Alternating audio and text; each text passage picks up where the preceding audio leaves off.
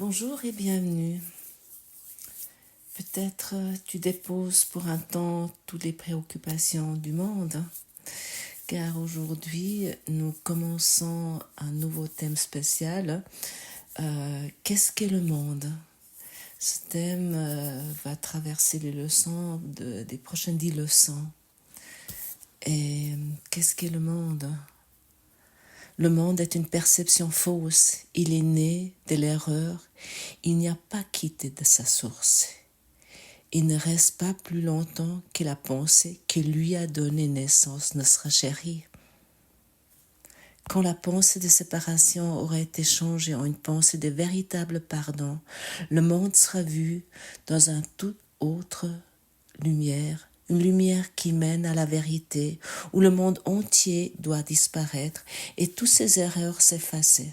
Maintenant, sa source a disparu et ses effets ont aussi disparu. Voilà, ça c'est le premier paragraphe de ce texte, Qu'est-ce qu'est le monde?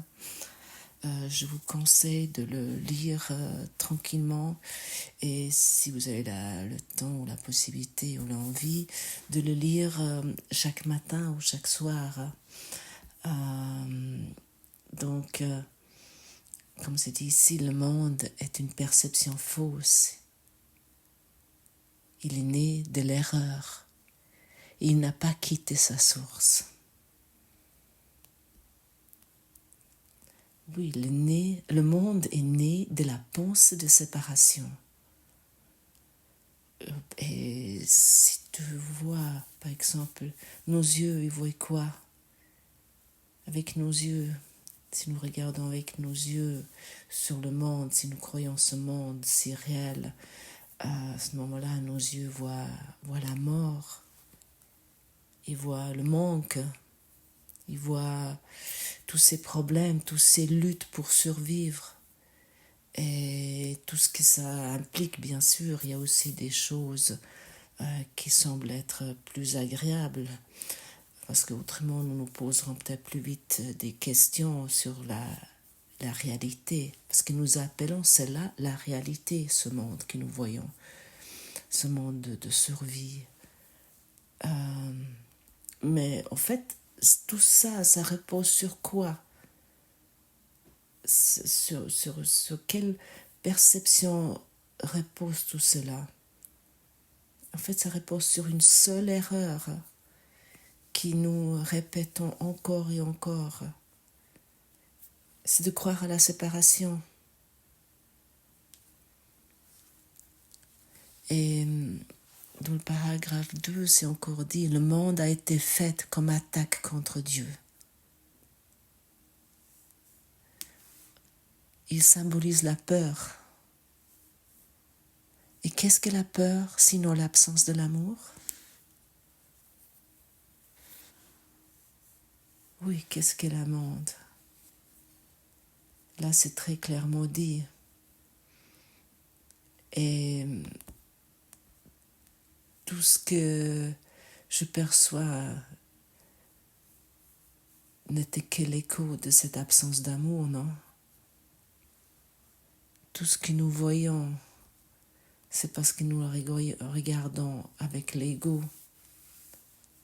Et si nous sommes vraiment honnêtes, tout ce que nous regardons avec l'ego tourne autour de nous, de notre égoïsme. Ah oui, je dois me défendre là. Oh, ça c'est dangereux. Ah, je pourrais manquer. Il faut que je garde ma santé. Et en fait, dans ce monde, il y a rien qui est vraiment solide, qui est ici. Même si nous croyons que c'est solide. Parce qu'en fait, ce monde, c'est quoi? De défense et d'attaque. Et l'ego, il a ce mécanisme de projection. Parce qu'au fond, nous portons cette culpabilité en nous avec cette séparation. très enfuis, nous savons que nous sommes séparés, nous nous sentons en fait sans cesse séparés. Mais pour pas la sentir, qu'est-ce que nous faisons? Qu'est-ce que l'ego nous propose? Parce qu'il nous propose quelque chose. Parce que sa survie est mise en jeu. Si nous vraiment nous constatons et nous acceptons enfin, le seul problème ici, c'est notre croyance à la séparation et que nous pouvons guérir cela. Alors l'ego, il nous propose de se décharger de la culpabilité en l'accusant l'autre. Et ça, je pense, nous connaissons tout, même si ce n'est pas forcément toujours fait directement. C'est pas qu'en disant ah oui, c'est lui qui m'a fait quelque chose, ou c'est lui le fautif, ou comment on fait cette phrase, ah c'est pas moi, c'est l'autre. Mais maintenant nous jouons à cela plus subtilement. C'est la faute des politiciens, c'est la faute qu'il y a trop de pollution, je peux rien faire contre ça.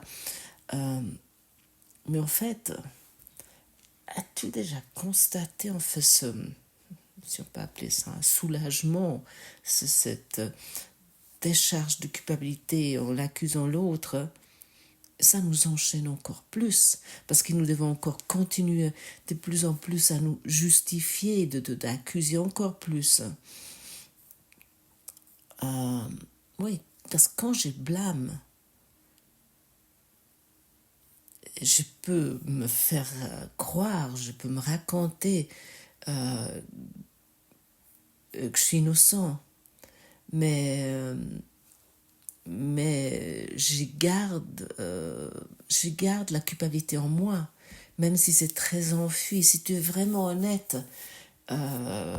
cette culpabilité, ça ne te montre pas ouvertement forcément, mais as-tu déjà constaté comment tu essaies de te trouver des alliés, où tu argumentes et tu dis ouais mais tu comprends et ça tu vois comme il était, et puis ah oui puis mon ex-mari et tout ce qu'il m'a fait, et tu vois maintenant comme il est avec une plus jeune, ou bien mon collaborateur il est toujours comme ça, et tu vois il ne s'entend pas avec les autres, et des histoires qu'on peut se raconter.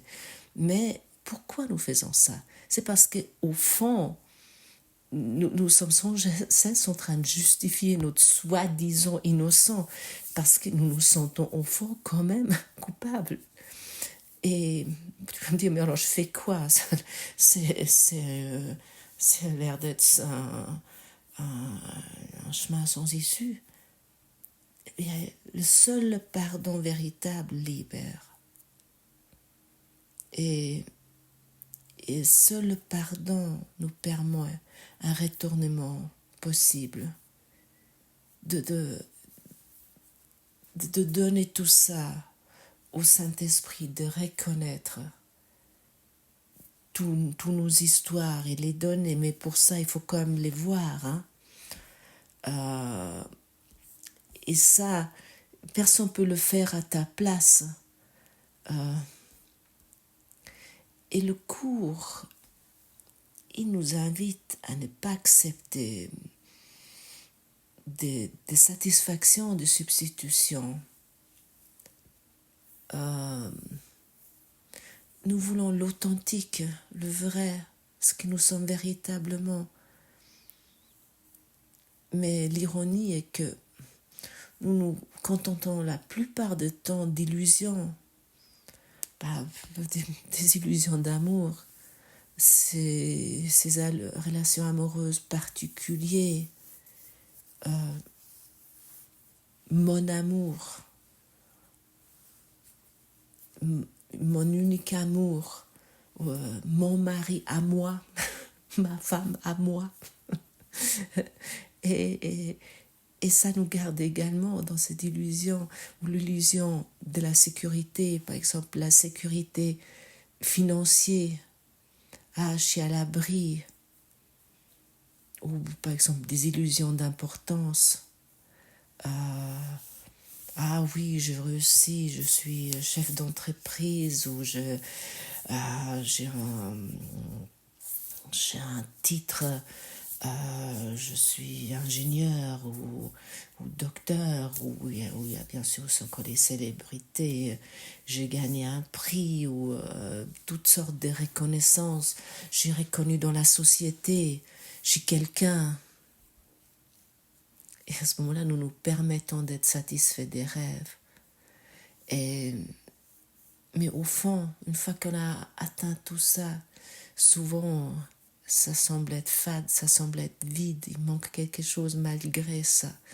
Et puis même, parfois même, nous faisons des rêves, à l'intérieur des rêves, et il y a des gens qui font ça avec des drogues, de l'alcool ou des fantasmes. Mais bon, dans certains de nos illusions, nous pouvons trouver un plaisir ou une satisfaction temporaire.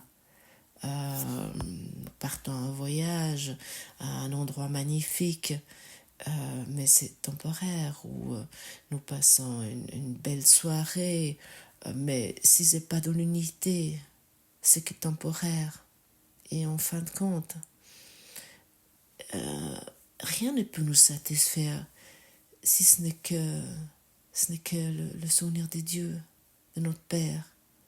Rien ne peut apporter une satisfaction totale, à part de savoir que nous sommes entourés de son amour, nous sommes son fils, nous sommes pas séparés.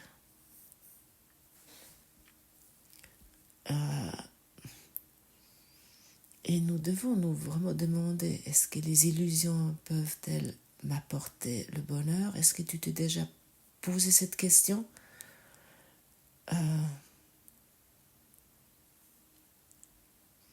Et vraiment t'asseoir, te poser la question, mais qu'est-ce qui me rend vraiment heureux? Est-ce que c'est un bonheur limité ou c'est un bonheur, une paix infinie? Est-ce que je suis à chaque moment en paix? Ou est-ce que je me dis, oh, ça pourrait disparaître? Oui, cette question vraiment. Les illusions peuvent-elles t'apporter le bonheur? Non, c'est seule la mémoire de Dieu. Seule la conscience de son amour. C'est que ça qui nous satisfait pleinement. Et si tu reconnais vraiment que le monde, il est construit sur des images de perte, de maladie, de la mort. Mais notre esprit, il est libre. Et tu peux choisir un autre but. Et si nous changeons d'avis et nous décidons nous voulons uniquement la paix de Dieu, alors à ce moment-là, le monde se transforme sous nos yeux. Le monde ne va pas disparaître, mais nous pouvons voir le monde avec avec des autres yeux. Nous pouvons percevoir le monde autrement.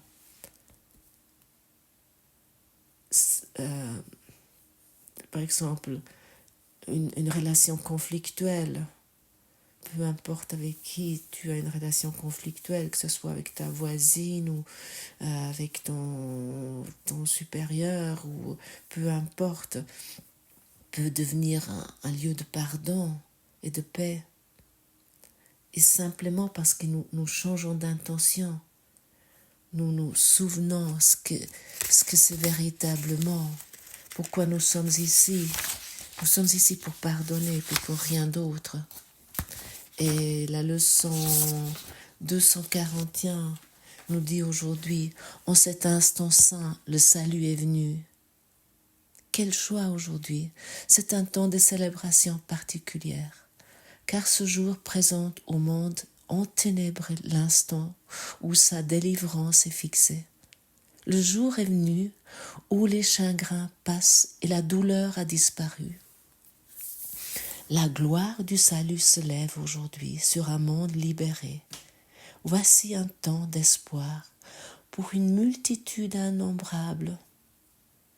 Ils sont unis maintenant, comme tu leur pardonnes tous. Car je serai pardonné par toi aujourd'hui. Oui, ces magnifiques paroles de Jésus. Et il s'agit de ça. Nous pouvons voir le monde pardonné. Et nous nous sommes pardonnés les uns aux autres maintenant. Et ainsi nous revenons enfin à toi. Père, ton Fils, qui n'est jamais parti, revient au ciel et chez lui, comme nous sommes heureux que notre santé d'esprit nous soit rendue et de nous souvenir que nous tous ne faisons qu'un.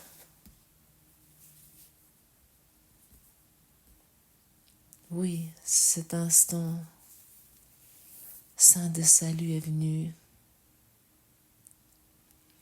et c'est aujourd'hui, pas demain, pas quand tu auras tout réglé, mais en cet instant même, le salut est déjà là.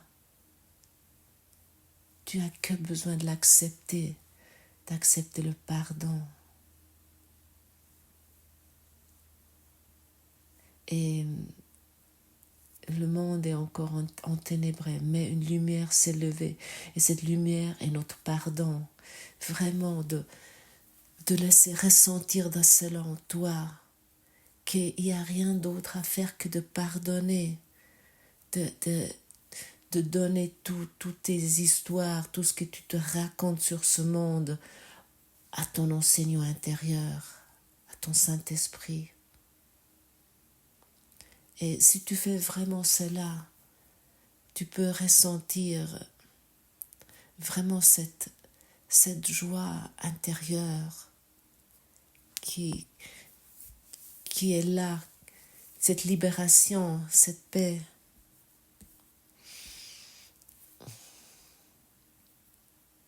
Et nous avons fait d'abord quoi? Nous avons commencé par contempler en fait l'illusion du monde.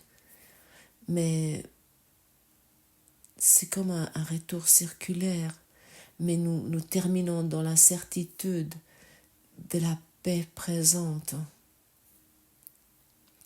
Et vraiment, ce qui semble souvent tellement difficile avec ce cours, et pour cette raison, beaucoup de personnes abandonnent de nouveau aussi ce cours, où ils sont en résistance.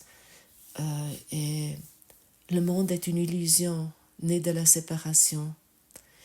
Que le monde est une illusion et pour beaucoup de personnes, il semble être un obstacle. Et je connais cela également très bien. Mais je me suis longtemps opposée à cela. Longtemps, ça restait intellectuel pour moi, ça restait dans mon mental. Mais je me suis répété maintes fois, mais ok Saint-Esprit, je veux l'accepter, je veux l'apprendre, je ne sais pas comment faire ça moi-même, que ce monde est une illusion. Et bien sûr, l'ego, il est là, et puis il me dit, mais t'as vu ce qui t'arrive là, ou ce qui se passe là? Et à ce moment-là, il n'y a qu'une chose à faire. Donne toutes les croyances que tu as sur ce monde sans cesse au Saint-Esprit, ton enseignant intérieur, peu importe comment tu veux l'appeler. Et ce cours n'est pas le seul enseignement qui dit que le monde est une illusion. Mais nous sommes ici pour pratiquer ça. Et un retournement est possible. Un retournement de reconnaître vraiment que ce monde est une illusion, mais c'est grâce au pardon. Et en reconnaissant, si nous ne voulons plus accepter ces fausses satisfactions, ces idées que ça et ça va me satisfaire, etc. Ça ne veut pas dire que tu ne peux pas avoir des plaisirs dans ce monde, non. Jésus ne nous dit pas du tout ça, mais regarde ce monde pour ce qu'il est et regarde-les avec les yeux du pardon et agis là-dedans, avec les yeux du pardon, avec la grâce au pardon, tu peux voir un monde où tu seras en paix, où tu seras heureux. Et vraiment en changeant notre attitude, si tu changes et tu acceptes, tu as ce petit désir de vouloir voir ce monde autrement. À ce moment-là, si tu as cette minuscule oui, je suis d'accord de voir cela autrement, mais je ne sais pas comment faire ça. Avec l'ego, tu ne vas jamais pouvoir faire ça. Non, mais pour cela, nous avons reçu un enseignement qui est toujours en nous, qui est avec nous. Et Jésus nous a très bien démontré ça. Et à ce moment-là, ton monde changera. Et aujourd'hui, en cet instant sainte, le salut est venu.